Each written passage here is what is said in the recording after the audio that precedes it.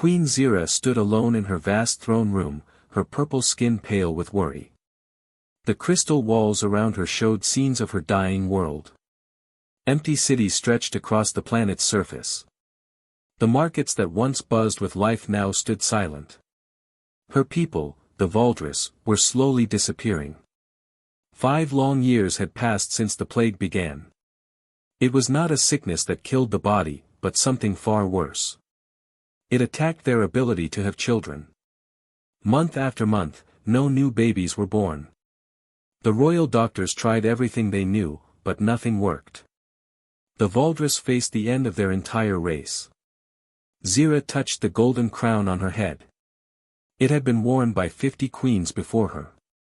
Soon, there might be no one left to wear it. Her only daughter, Princess Vera, had vanished 5 years ago. She left to search distant worlds for a cure. Many believed Vera was dead, lost among the stars. The queen walked to her balcony and looked up at the evening sky. 3 moons hung in the purple twilight. She remembered when Vera was small, pointing at those moons and asking if people lived there too. Now those distant worlds might hold the only hope for their survival. A bright flash lit up the sky. Zira squinted as a spaceship appeared above the palace. Her heart began to race. The ship was small and sleek, built in the old Valdris style. Only one person owned a ship like that. Vera, Zira whispered. The throne room doors burst open.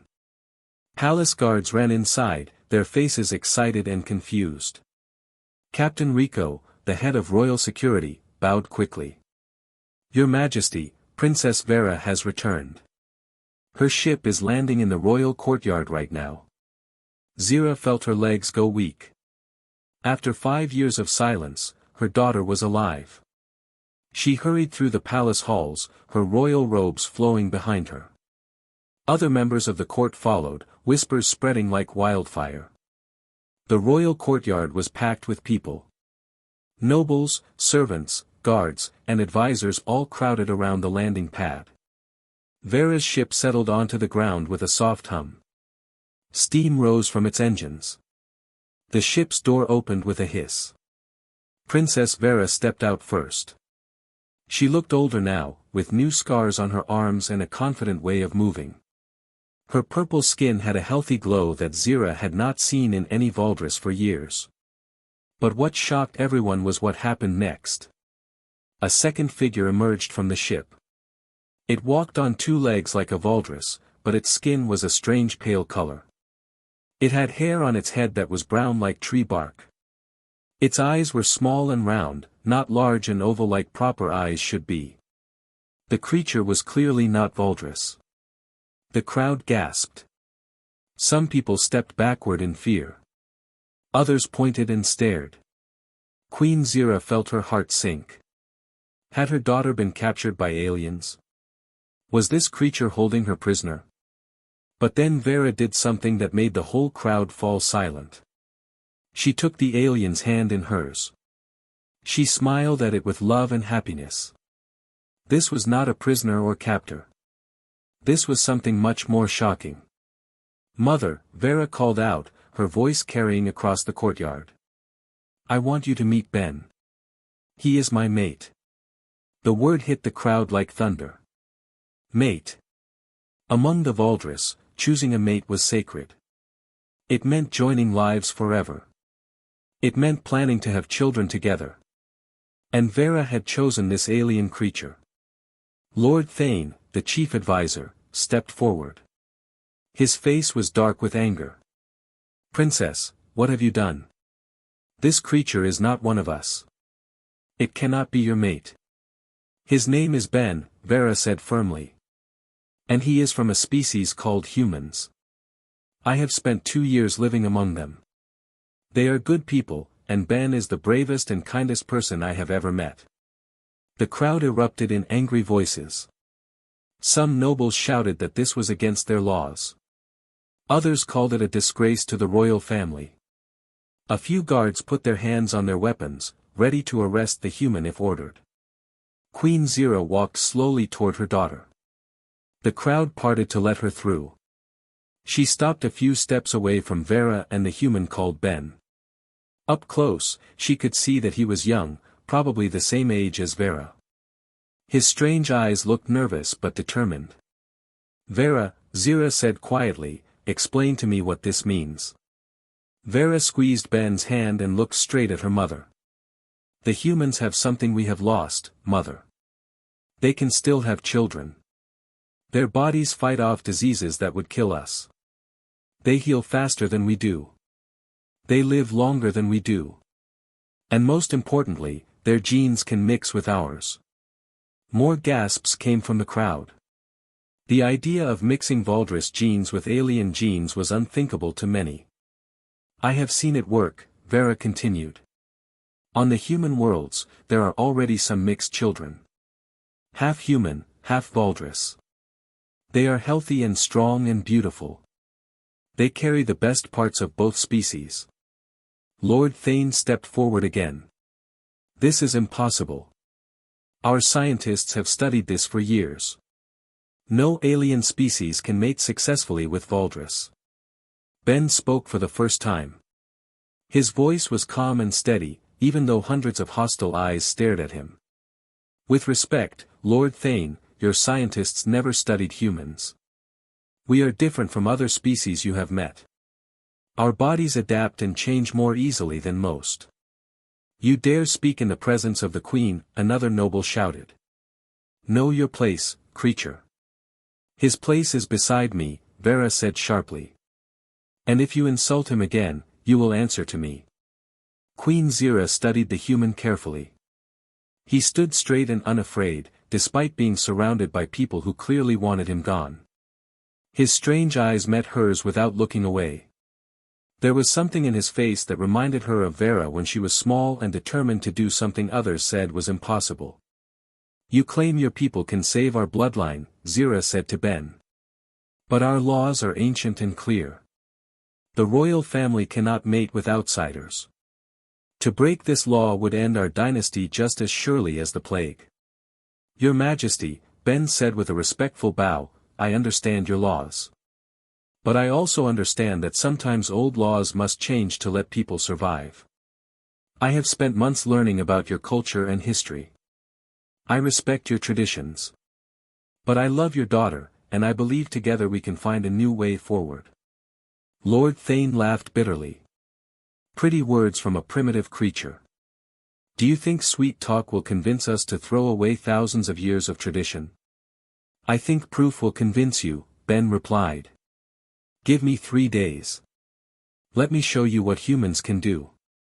Let me prove that we are not primitive or unworthy. If I fail, I will leave this world forever and never contact Vera again. The crowd buzzed with surprised whispers. The human was asking for a chance to prove himself. It was a bold move, but also a dangerous one. Queen Zira felt her mind racing.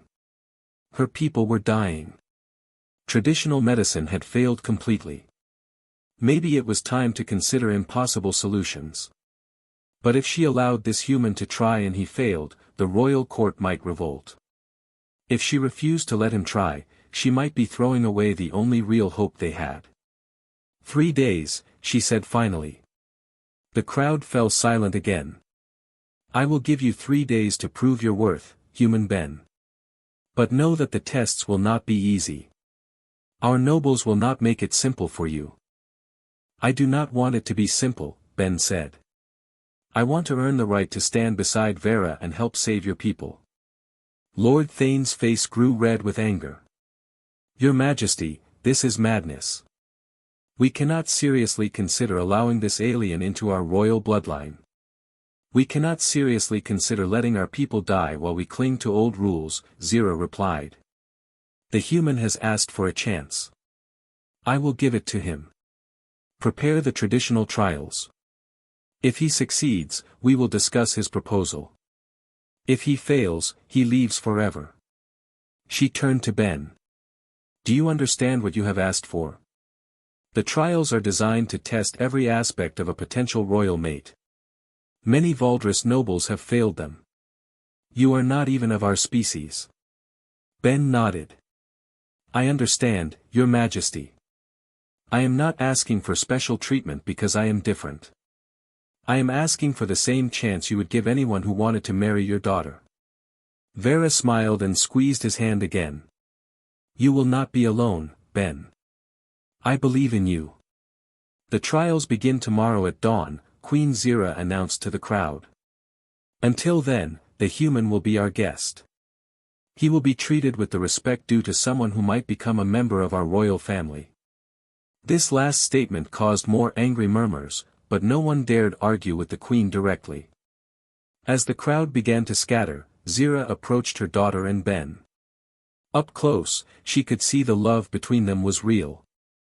Vera looked at Ben the way Zira had once looked at her own mate, Vera's father, before the plague took him. Walk with me, she said quietly. The three of them moved to a quiet garden behind the palace. Flowers still bloomed here, one of the few places on the planet where life continued normally. Tell me honestly, Vera, Zira said. Is this human truly our answer, or is this just the hope of a daughter in love? Vera was quiet for a moment. Then she said, Mother, I have seen human cities full of children laughing and playing. I have seen their scientists solve problems our greatest minds could not understand. I have seen Ben face dangers that would terrify our bravest warriors, all to help people he had never met before. This is not just love talking. This is our real chance. Queen Zira looked at Ben. And you, human? Are you ready to give up your old life forever? To become part of a world that may never fully accept you? Ben met her eyes steadily. Your Majesty, I left my old life behind the day I met Vera. Everything I am now, I want to share with her and with your people. If that means facing trials and proving myself every day for the rest of my life, then that is what I will do. The Queen nodded slowly. Tomorrow would bring the first real test.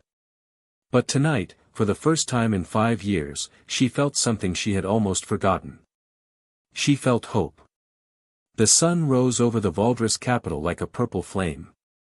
Ben stood in his guest room, looking out at the alien city below. Strange towers twisted up toward the sky like frozen lightning. Flying vehicles moved between them in patterns that seemed impossible to human eyes. Everything was beautiful and terrifying at the same time. A knock came at his door. Enter, Ben called. Captain Rico stepped inside, wearing full battle armor. His purple face was serious but not unfriendly. The trials begin in 1 hour, human Ben. Are you ready? As ready as I can be, Ben replied. What should I expect? Rico was quiet for a moment. Then he said, the nobles have chosen the 3 hardest trials from our ancient laws. First is the maze of infinite recursion. It is a test of pure intelligence. Many of our greatest scholars have failed it. Ben nodded. And the second? The trial of thorns. You must face our champion warrior in combat.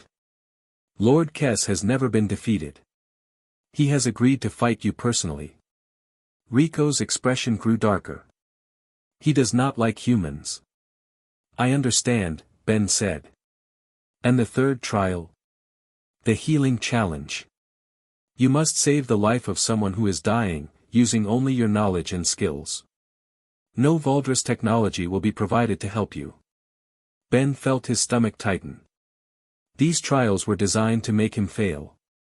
They tested areas where humans had no natural advantage over the advanced Valdris.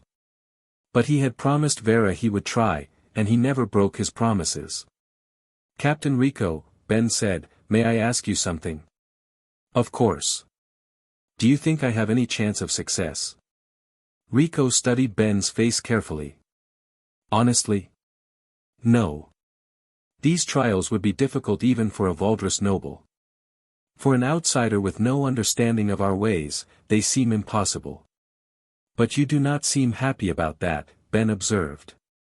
Rico sighed. My daughter was born just before the plague began. She would be 5 years old now if she had survived. I have seen what this disease does to children.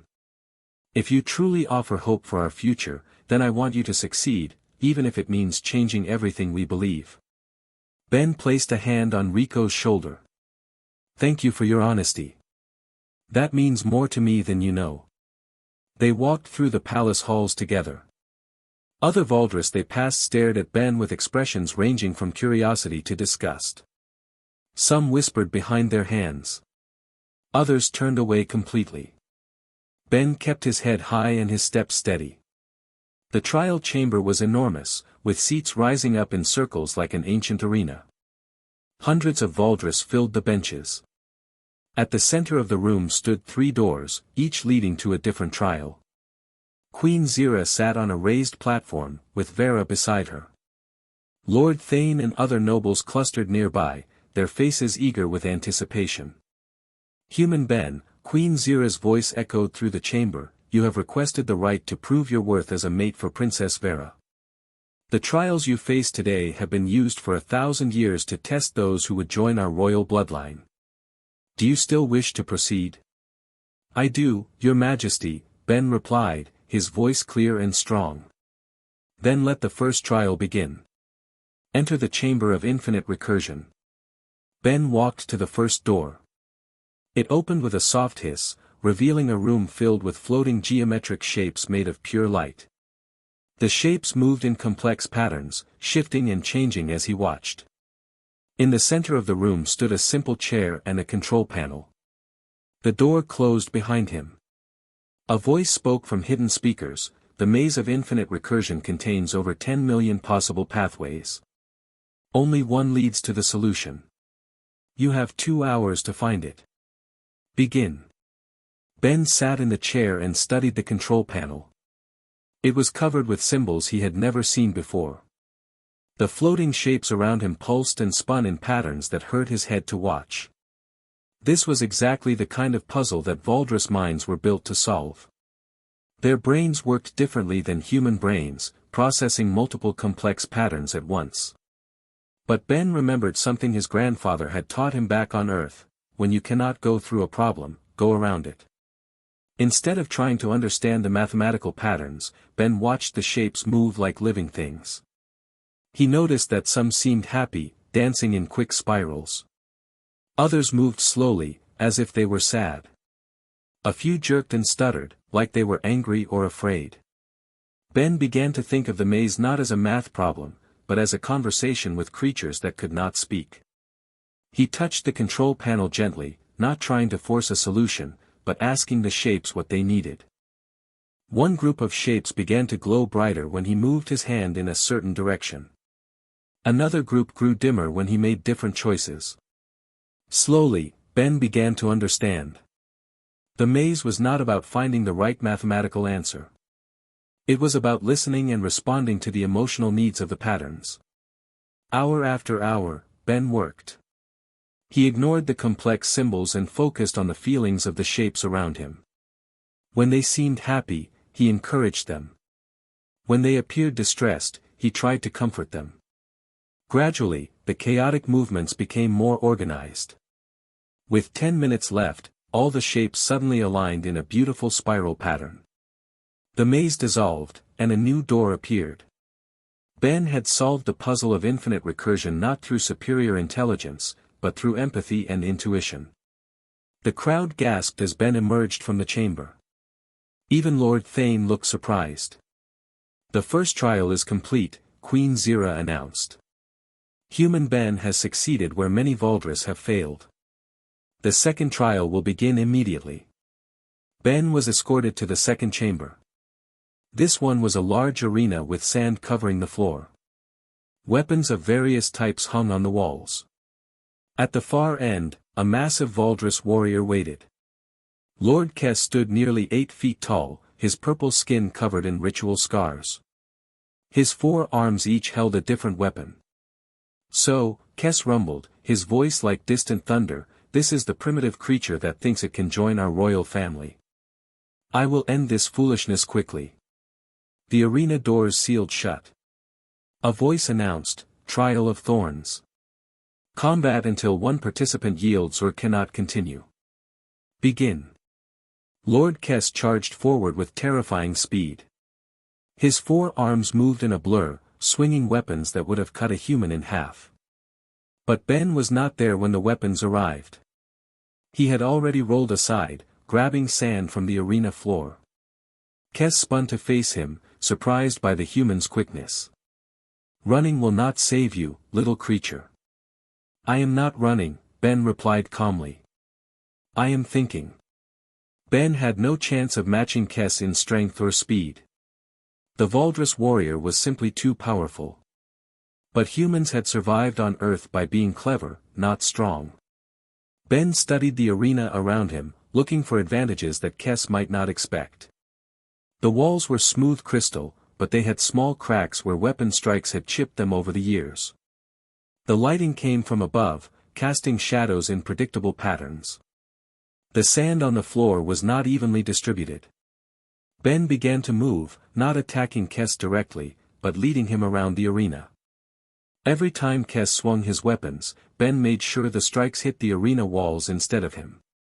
Gradually, the crystal began to crack more deeply. "Fight me properly," Kes roared, growing frustrated. "I am fighting," Ben said, "just not the way you expect." Ben grabbed a handful of sand and threw it at one of the light sources above. The arena was suddenly plunged into partial darkness. Kes stumbled, his eyes not yet adjusted. Ben used the moment to leap onto the warrior's back, wrapping his arms around Kes's thick neck. "Get off me!" Kes thrashed wildly, trying to shake Ben loose. But Ben held on, not trying to hurt Kes, just staying out of reach of those deadly weapons.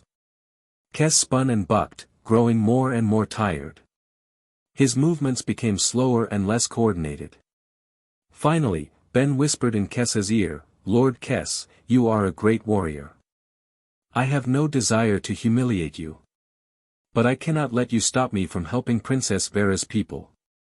Will you yield?" Kes stopped thrashing. For a long moment, the arena was silent except for his heavy breathing. "You fight without honor," Kes said finally. "I fight to win," Ben replied. "But I also fight without hatred. I do not want to be your enemy." Kes considered this. Then, slowly, he placed his weapons on the ground. "I yield," he announced. The crowd erupted in shocked whispers. No one had ever defeated Lord Kes before, and certainly not by making him surrender willingly. Ben climbed down from Kes's back and offered his hand to the warrior. After a moment's hesitation, Kes took it. "You are strange, human," Kes said. "But you are not weak." "Thank you," Ben replied. "That means a great deal coming from someone of your skill." Queen Zira's voice filled the arena. "The second trial is complete. Human Ben has succeeded through cleverness and determination. The final trial awaits." Ben was led to the third chamber. This one looked like a medical facility, with strange Valdris equipment lining the walls. On a bed in the center lay a small Valdris child, barely breathing. Her purple skin had turned pale, and her large eyes were closed. "This is Nina," a Valdris doctor explained. "She is dying from the genetic plague. She has perhaps 2 hours left to live. You must save her using only human knowledge. No Valdris technology may be used." Ben knelt beside the child's bed. Nina was maybe 6 years old, the same age as his niece back on Earth. Her breathing was shallow and labored. The genetic plague was attacking her cellular structure, breaking down the very building blocks of her life. "What treatments have you already tried?" Ben asked. The doctor listed dozens of advanced Valdris medical procedures, all of which had failed. Ben listened carefully, his mind racing. Human medicine was far less advanced than Valdris science, but sometimes simpler approaches worked where complex ones failed. Ben remembered his medical training from Earth. Humans had faced genetic diseases before, though not exactly like this one. The key was not to fight the disease directly, but to help the body's own defenses work better. "I need simple things," Ben told the doctor. "Clean water, salt, sugar, and any plants that grow on your world that are similar to Earth herbs." The doctor looked skeptical but provided what Ben requested. Ben began mixing a basic solution that would help Nina's body maintain its fluid balance. Then he started a gentle massage technique that would improve her circulation. "This is primitive nonsense," Lord Thane muttered from the observation window. But Queen Zira watched intently as Ben worked. The human's hands moved with surprising skill and gentleness. He sang softly to the unconscious child, songs from his own world that seemed to calm her breathing. Hours passed. Ben never stopped working, trying different combinations of simple treatments. He used pressure points to stimulate Nina's nervous system. He adjusted her position to help her breathe more easily. He monitored her pulse and temperature with nothing but his hands and experience. As dawn approached, something changed. Nina's breathing grew stronger.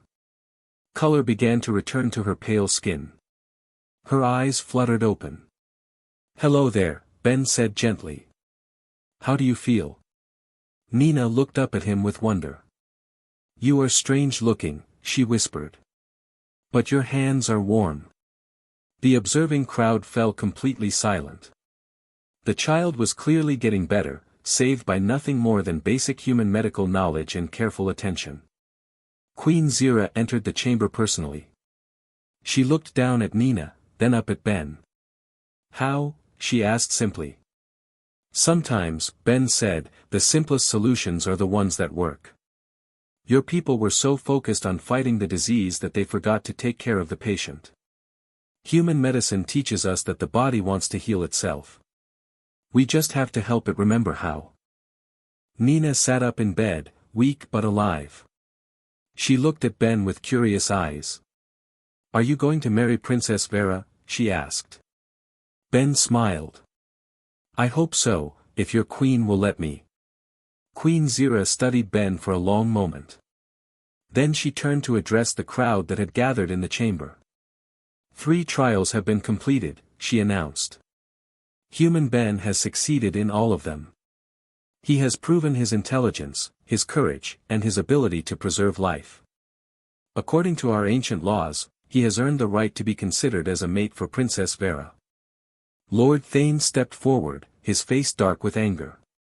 "This changes nothing. Laws or no laws, I will not allow alien contamination of our royal bloodline." Other nobles began to shout in agreement. The chamber filled with angry voices. Some called for Ben to be expelled immediately. Others demanded that the queen ignore the trial results. Queen Zira raised her hand for silence, but the crowd was too agitated to listen. Ben could see that despite his success, many Valdris would never accept him. The trials had proven his abilities, but they had not changed hearts and minds. Suddenly, the chamber doors burst open. Captain Rico ran inside, his face pale with urgency. "Your Majesty," he called out, "we have a serious problem. Lord Drac and his military forces have surrounded the palace. They claim you are no longer fit to rule and demand that the human be handed over to them immediately." The crowd fell silent. Everyone knew Lord Drac led the most traditionalist faction among the nobles. If he was making a move against the queen, it meant civil war. Queen Zira's face hardened. "How many troops does he have?" "Nearly half the royal army has joined him," Rico replied grimly. "They believe the trials were a mockery and that allowing the human to succeed is a sign of weakness." Ben felt his heart sink. Even after proving himself, his presence was tearing Vera's people apart. Maybe Lord Thane was right. Maybe some changes were too much to ask for. But then Nina, the child he had just saved, tugged on his sleeve. "Do not be sad, strange human," she whispered. "You saved my life. That means you are one of us now, no matter what anyone says." Ben looked down at her innocent face and felt his determination return. He had not come this far to give up now. The real battle was just beginning. The palace shook as explosions echoed from outside. Through the crystal windows, Ben could see Lord Drac's forces surrounding the building. Their weapons charged with deadly energy, ready to attack anyone who opposed them. The military coup had begun.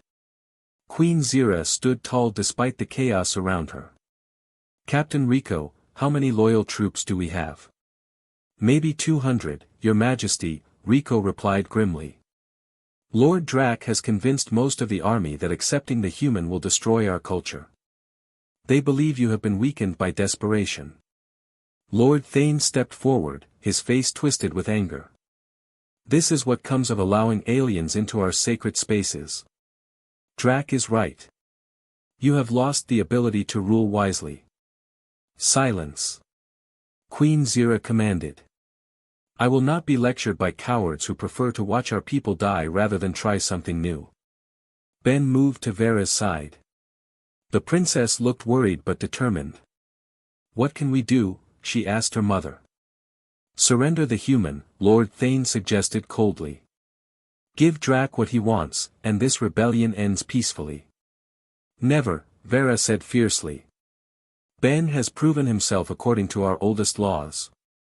Anyone who cannot accept that is the one betraying our traditions. A massive explosion rocked the palace. Chunks of crystal fell from the ceiling. Through the smoke, they could hear Lord Drac's voice booming from speakers outside. Queen Zira. You have 1 hour to surrender the alien creature and abdicate your throne. If you refuse, we will take the palace by force. Your people deserve a leader who respects Valdris purity. Ben looked around the room at the frightened faces. Nina, the child he had saved, clung to the doctor's robes. Captain Rico checked his weapons with grim efficiency. Even some of the nobles who had opposed Ben looked uncertain. No one wanted a civil war. Your Majesty, Ben said quietly, I cannot let your people fight each other because of me. Perhaps I should leave.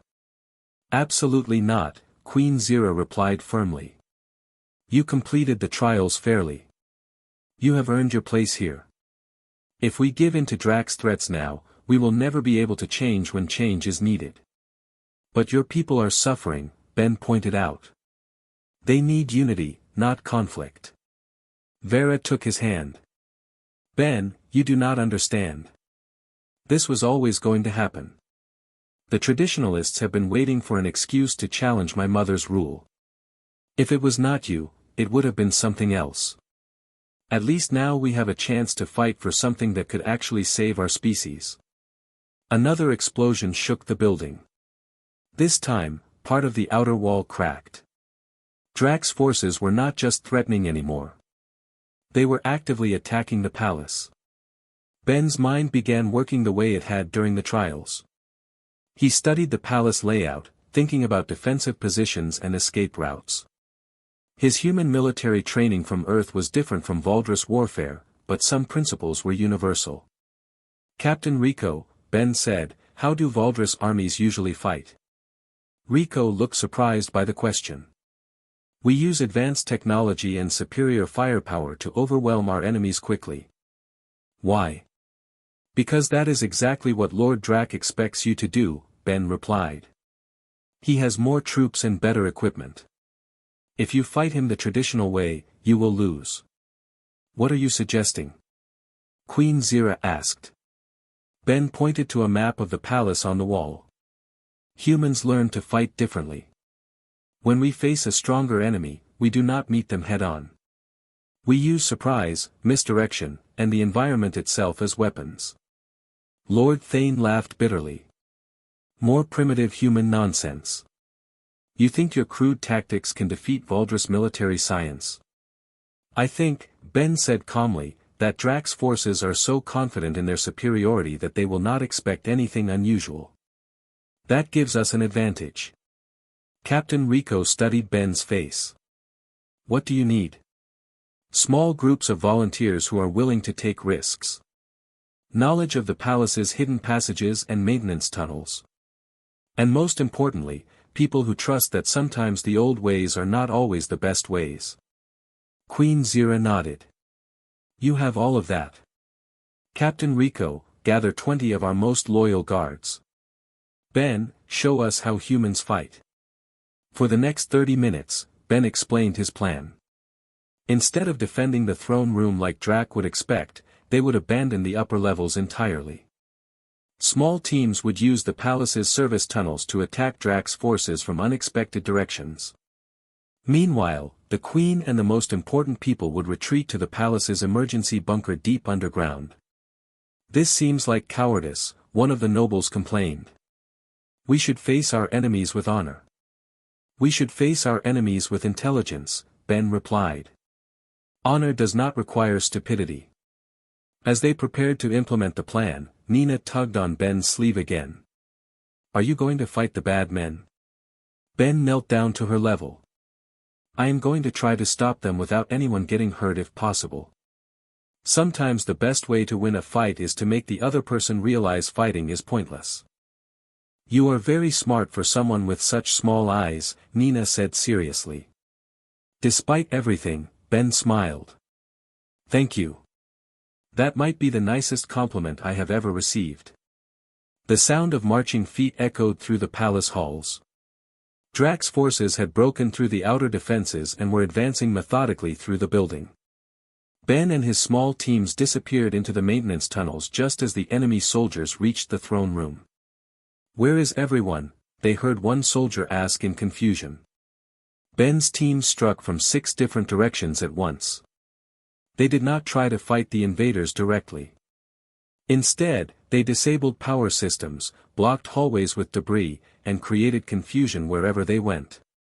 The palace's lights went out section by section. Emergency alarms began blaring in random patterns. Lord Drax's voice could be heard shouting orders, but his carefully organized assault was falling apart. His troops were trained to fight other armies, not ghosts that appeared and vanished in the darkness. "What is happening?" Drax demanded over his communication system. "Where are they?" Ben smiled as he listened from his hiding place in an air vent. Confusion was exactly what he wanted. Confused enemies made mistakes. And when they made mistakes, they became vulnerable. The final phase of Ben's plan began an hour later. While Drax's forces searched the upper levels for enemies who were not there, Ben led a small group through forgotten tunnels to the palace's main communication center. If he could reach the broadcasting equipment, he could speak directly to all the Valdris people. They encountered only light resistance. Most of Drax's soldiers were busy trying to find the queen in empty rooms. Ben reached the communication center and quickly figured out how to use the alien technology. His voice echoed across the entire planet, "People of Valdris, this is Ben, the human who loves Princess Vera. You do not know me, but I know you. I have seen your beautiful cities and your amazing technology. I have met your children and your elders. You are a good people facing a terrible crisis." He paused, letting his words sink in. "Some of you believe I am your enemy because I am different. But I am here to offer you hope. The genetic plague that is destroying your species can be stopped. Human and Valdris genetics can work together to create healthy children who carry the best of both worlds." Lord Drax's voice interrupted the broadcast, "Do not listen to alien lies. This creature will contaminate our pure bloodline." But Ben continued speaking, "I completed your sacred trials fairly. I solved puzzles your greatest minds could not answer. I defeated your champion warrior. I saved a dying child using simple human medicine. I did these things not to prove I am better than you, but to prove I am willing to become one of you." In the palace throne room, Drax's soldiers stopped their searching to listen. Some looked uncertain for the first time. "Your Lord Drax offers you purity," Ben said, "but purity without children is extinction. I offer you hope for the future. Judge for yourselves which is more valuable." The broadcast ended as Drax's forces finally found the communication center. But Ben had said what he needed to say. Now it was up to the Valdris people to decide. Over the next few hours, something remarkable happened. Reports came in from across the planet. Soldiers were laying down their weapons. Civilians were gathering in the streets, demanding that their leaders listen to the humans' offer. Parents who had lost children to the plague spoke out in favor of trying anything that might prevent other families from suffering the same loss. Lord Drax's support began to crumble. Many of his troops quietly abandoned their posts and returned home. Others actively switched sides. By evening, only a small core of extreme traditionalists remained loyal to him. Queen Zira emerged from the underground bunker to find her palace mostly empty. The coup had collapsed not through violence, but through a change of hearts and minds. Ben found her in the throne room, looking out at the city where lights were coming back on one by one. "It is over?" she asked. "The fighting is over," Ben confirmed. "But the real work is just beginning." Vera ran into the room and threw her arms around Ben. "I was so worried. When the shooting started, I thought I might lose you before we had a chance to build our life together." "You could never lose me," Ben said softly. "I made promises to you, and humans always keep their promises." Queen Zira turned to face them both. "Ben, you have proven yourself in ways I never expected. You saved my kingdom not just from external threats, but from its own fear of change. You have my blessing to marry my daughter. And more than that," she continued, "you have my gratitude. You showed us that being different does not mean being wrong. That strength can come from cooperation instead of isolation." Lord Thane, who had remained silent during the crisis, stepped forward. His face was no longer angry, just tired. "I owe you an apology, human Ben," he said quietly.